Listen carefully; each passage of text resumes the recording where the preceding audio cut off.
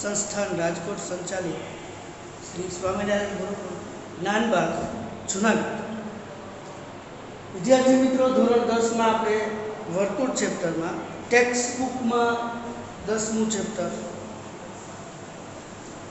એમાં આપણે 10.2 ના 8-7 દાખલા ગણ્યા. હવે આપણે 8મા દાખલા તરફ આગળ વધીએ. 8મો દાખલાની રકમ શું છે? તો કે ચતુષ્કોણ છે ABC એક વર્તુળને પરિગત છે. તો સાબિત કરો કે AB + CD = AD + BC. પરિગત એટલે જો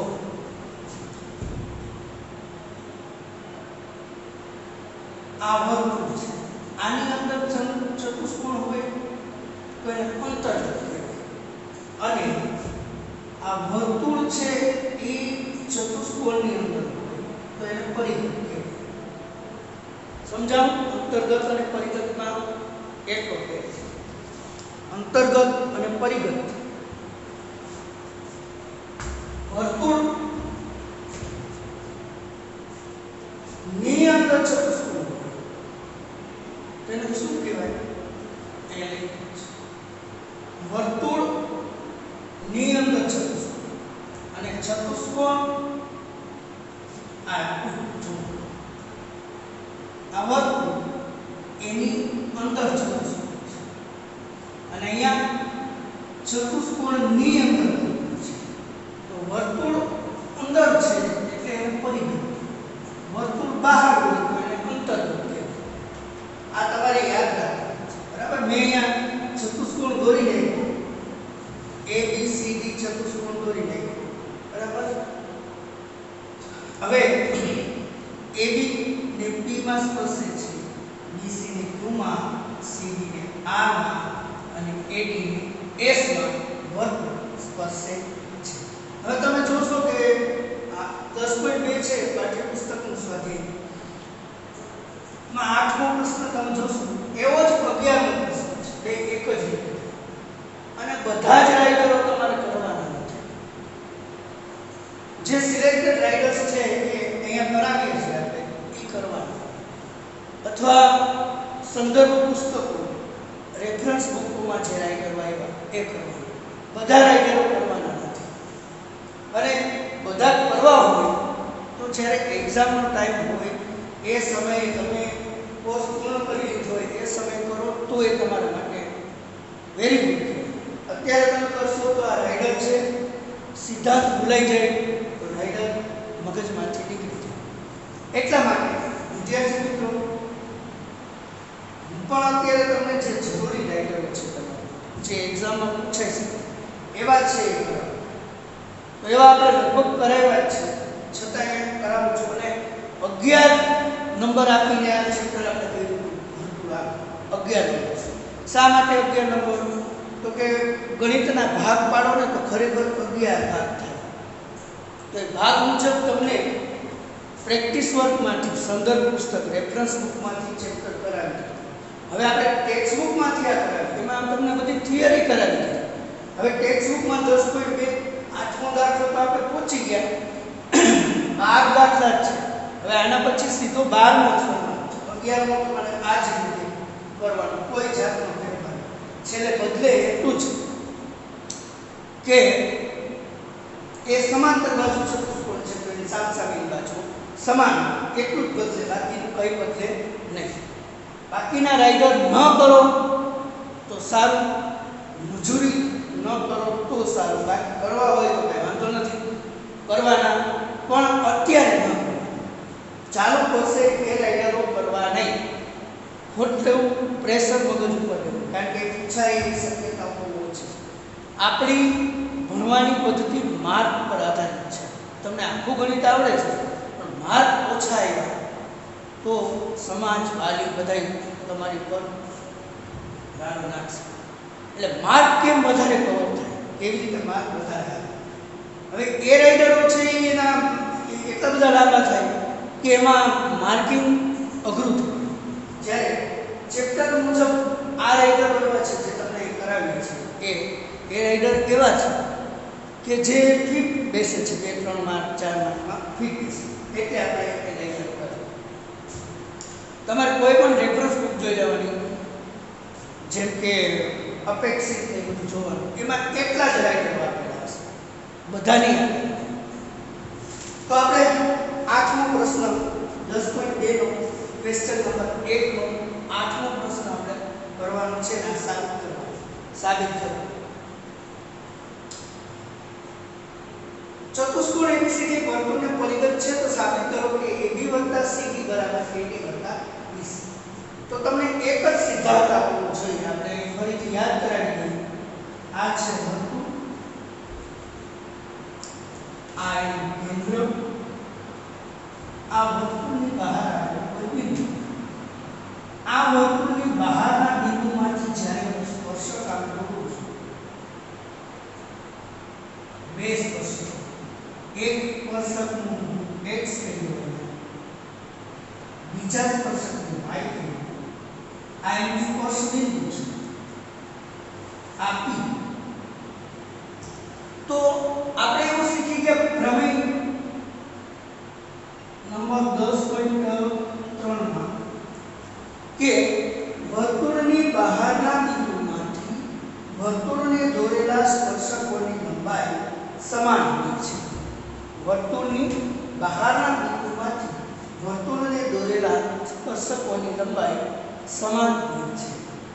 આ વર્તુળની બહારનું બિંદુ P, એમાંથી દોરેલો આ સ્પર્શક અને આ બીજો સ્પર્શક, તો આ બંને સ્પર્શકોની લંબાઈ સમાન હોય છે, એટલે કે px બરાબર py થાય,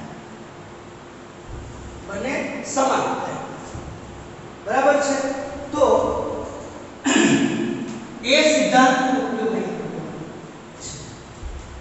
પહેલા તો ખરેખર રાઇટર તમારે ગણવું હોય તો પહેલા પક્ષ આવે, પક્ષ એટલે ધર્મમાં જાય છે એ, એમાં ચતુષ્કોણ ABCD એક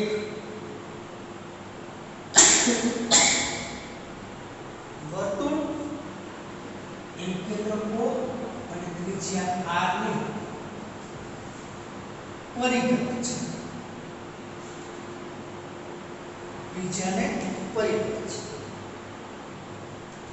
સાધ્ય સાબિત આપણે શું કરવાનું છે, તો કે AB + CD બરાબર AD + BC.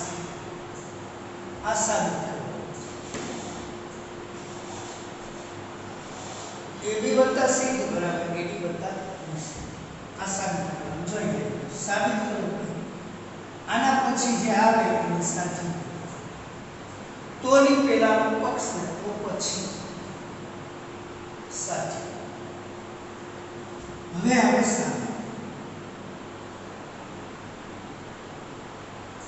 સાબિતીમાં વર્તુળ, એનું કેન્દ્ર O અને ત્રિજ્યા R એ ચતુષ્કોણ ABCD ને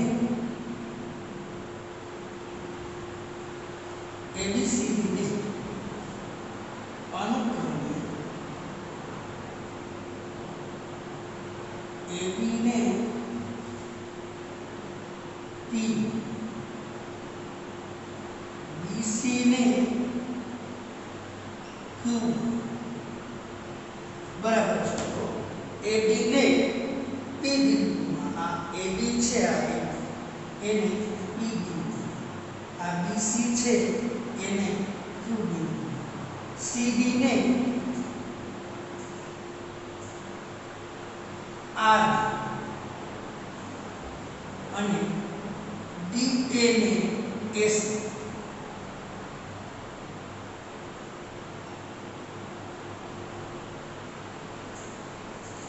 સ્પર્શે છે.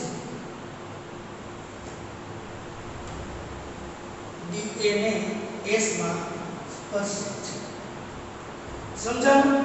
સાબિતીમાં આ જે દોર્યું આ વર્તુળ છે એ ચતુષ્કોણને કયા કયા બિંદુમાં સ્પર્શે છે, એની બાજુને કયા બિંદુએ સ્પર્શે છે, એ અનુક્રમે AB ને P માં, BC ને Q માં, CD ને R માં, DA ને S માં સ્પર્શે છે. હવે અહીંયા જો છે આ બે શું થયા? આ વર્તુળની બહાર બિંદુ આ બે એના સ્પર્શક થયા. ખ્યાલ બરાબર ધ્યાન દેજો વિદ્યાર્થી મિત્રો. તો જો એ સ્પર્શે છે તેથી PB અને BB આ બેનું માપ કેવું થાય? સમાન. BB તો ન લખાય, BB અને B થી શરૂ થાય છે. આ બે સ્પર્શક આની લંબાઈ સમાન છે. પછી CQ બરાબર C'. પછી DR DS DR DS DR DR બરાબર DS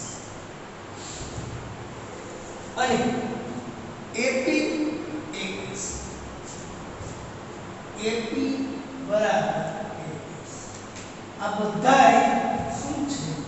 સ્પર્શક ની લંબાઈ કેવી હોય ભાઈ? સમાન. એના હિસાબે આપણે અહીંયા આવું લખ્યું છે. હવે બીજી વાત એ છે કે આવું પણ આપેલું છે A dash P dash B. આ મેં લખીને અહીંયા નથી મૂકવું, એને બદલે અહીંયા લખ્યું કે જો AB ને P માં છેદે તેથી A P B, પછી BC ને Q માં છેદે તેથી આવું થાય B Q C, પછી CD ને R માં છેદે તો આવું થાય C R D, અને છેલ્લું AD ને S માં છેદે તો આવું થાય D S A.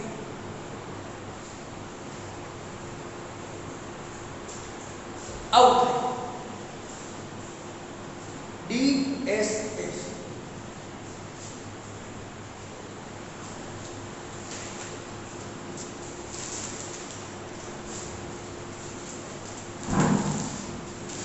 DSS થઈ ગયું તો DSS AP. આને મેં અહીંયાથી આ લખી એટલે વધારે સમજ પડે તમને. આની જરૂરિયાત નથી પણ છતાંય નથી. બરાબર. હવે APB છે. હવે આપણે આની ડાબી બાજુ લઈએ. જો આની ડાબી બાજુ શું છે? AB વત્તા C. આ લઈને હવે બરાબર ધ્યાન દેજો. જવાબ અહીંયા મળી જાય તો અહીંયા મળી જાય. આ આખું છે ને નંબર 1.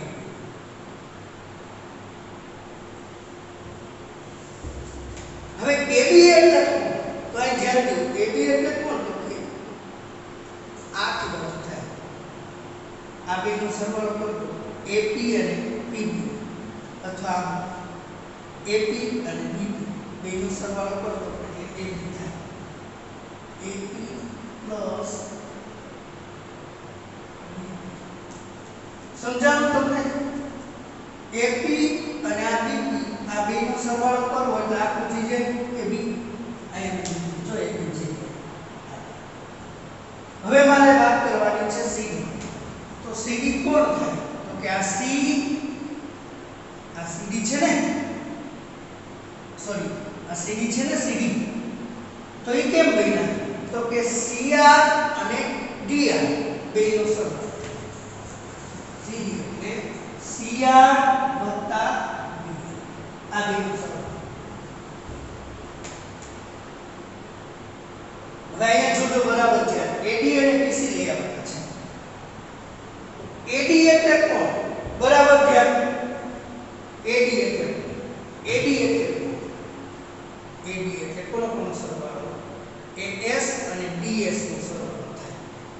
AS અને DS અહીંયા બોલશું. AS એટલે અહીંયા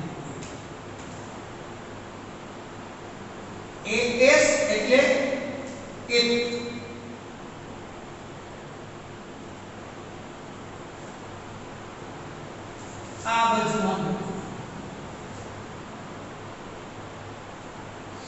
બદલવાના છે. ABCD ની કિંમત મેં મૂકી દીધી. હવે મારે AB ને CD ને આના સ્વરૂપમાં લઈ આવવાના. જો AB એટલે AS મારે લઈ આવવાનું આવું છે. ધ્યાન રાખજો અહીંયા અને બાજુમાં તમને લખી કહી દો આમ AD BC લઈ આવવાના છે. તો AD એટલે કોણ એ બસ જરાય ધ્યાન. AD એટલે કોણ તો કે DS અને AS નો સરવાળો. DS અને AS નો સરવાળો. અને BC એટલે કોણ તો કે BC એટલે કોનો સરવાળો BQ અને CQ નો સરવાળો. BQ અને CQ નો સરવાળો. આમાં એવું શું છે કે જેને હું આવી રીતે દર્શાવી શકું. બરાબર. તો AB આ AB એ બદલે હું બરાબર ધ્યાન AD માં શું છે AS. AP એટલે મેં AS. આ બાજુ બદલે BP એટલે BP બરાબર BQ મૂકી દીધા. CR બરાબર CR બરાબર CR આ CR આ બાજુ બદલે એ જગ્યા C અને dr બરાબર dr આ dr આ બાજુ નથી ds dr અહીંથી જોઈને હું ભૂલ કરશે તો AP એટલે AS BP એટલે BQ બરાબર. CR એવા હતા એને હું કરી નાખ્યા C કેમ આવું શા માટે અહીંયા જો AD અને BC નો સરવાળો કરે તો એક આ મગજમાં ફિટ હોવું જોઈએ. આ મગજમાં તમને મૂકી દીધા મેં. હવે જો આમ AS + DS plus BQ + C આ ક્યાં છે મિત્ર? પરિણામ એક હોય છે.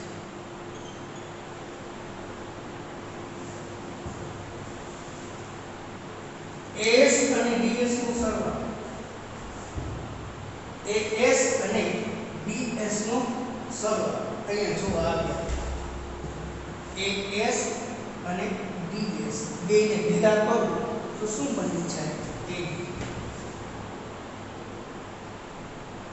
અને આ Q કાઢી કોમન છે Q કાઢી આમાં કોમન છે S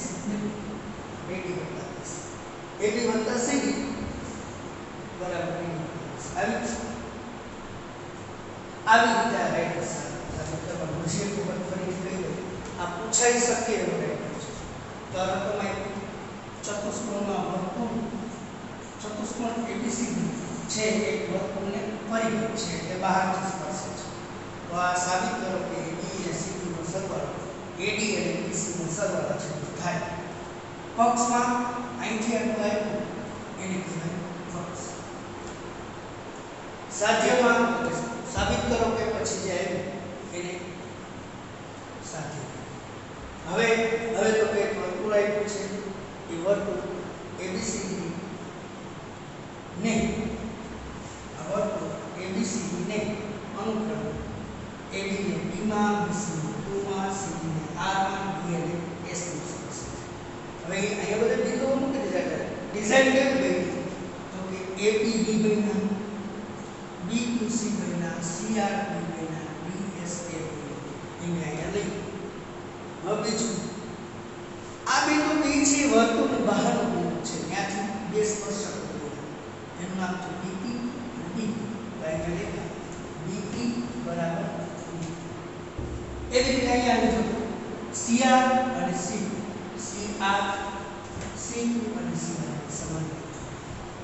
પછી DR અને DS DR અને DS પછી AS અને AP તો અહીંયા AS બરાબર થઈ ગયું.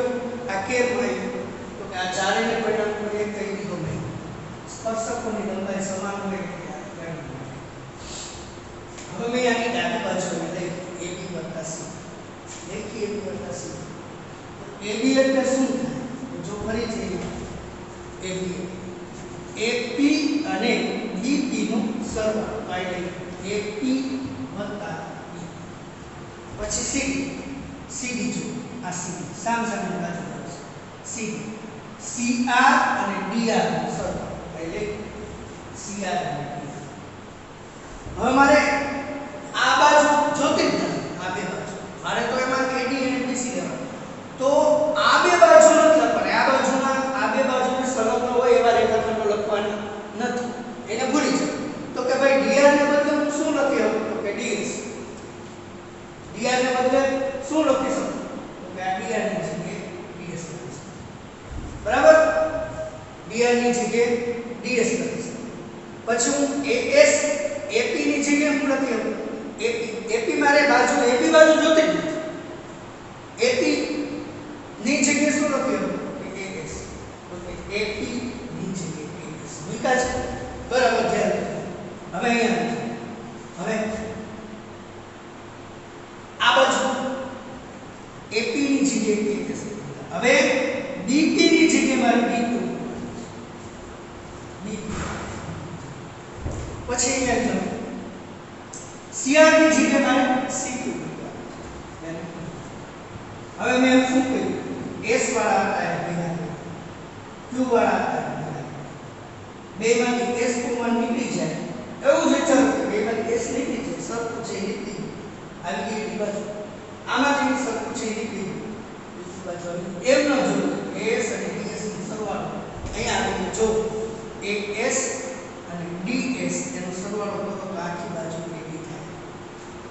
AS અને DS બાજુનો સરવાળો કરો તો આખી બાજુ AD થાય. એવી રીતે B2 અને C2 નો સરવાળો કરો તો આખી બાજુ BC થાય. આ જમણી બાજુ મને મળી ગઈ મારે જોતી. તેથી AB વત્તા CD બરાબર AD વત્તા BC સાબિત થાય છે. એકદમ ઈઝી માં ઈઝી આ રાઈટર છે અને 3 કે 4 માર્ક હોય, 3 કે 4 ગુણનો આ રાઈટર હોય. બરાબર? હવે 11મો પ્રશ્ન એમાં લખ્યું છે, જરીક તમે હિન્ટ આપો. 11 એમાં લખ્યું છે કે ચતુષ્કોણ ABC સમાંતર બાજુ ચતુષ્કોણ છે.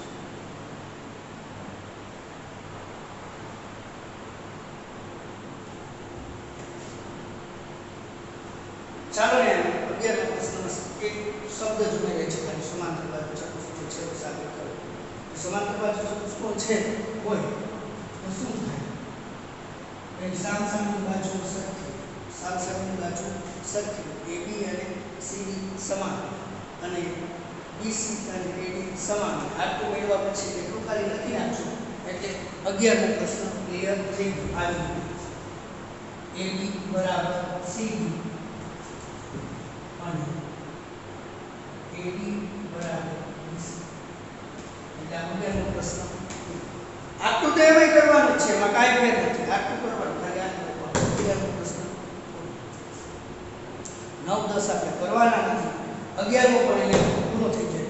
ખાલી આટલું જ છે લખવાનું છે.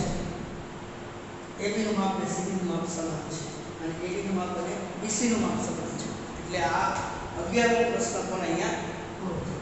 હવે એક જ પ્રશ્ન રહ્યો છે આ ભરપૂર ચેપ્ટર આખામાં. જો વિદ્યાર્થી મિત્રો, હું પણ એક માણસ છું, ભૂલો થતી હોય અને આપણો પહેલો અનુભવ છે આવી રીતે વિડીયોમાં ભણાવવાનો. ઘણું બધું મને ખબર ન હોય, એવી રીતે બહાર વિચારતું હોય ત્યારે હું હલનચલન કરતો હોઉં, તમે ડિસ્ટર્બ થઈ ગયા હો. પણ ગણિત વસ્તુ એવી છે કે એને ભણાવવાની પદ્ધતિ છે.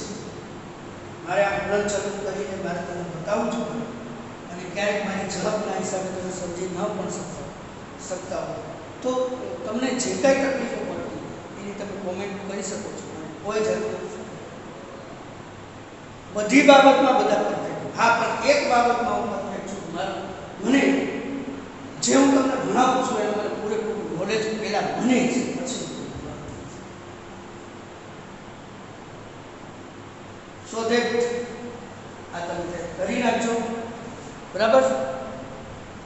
આના પછી એક જ દાખલો, એક જ પ્રશ્ન એ છે ભાગ, એ આપણે કરાવી દઈશું નેક્સ્ટ પીરિયડમાં. ત્યાં સુધી બધા જ વિદ્યાર્થીઓ જઈશું.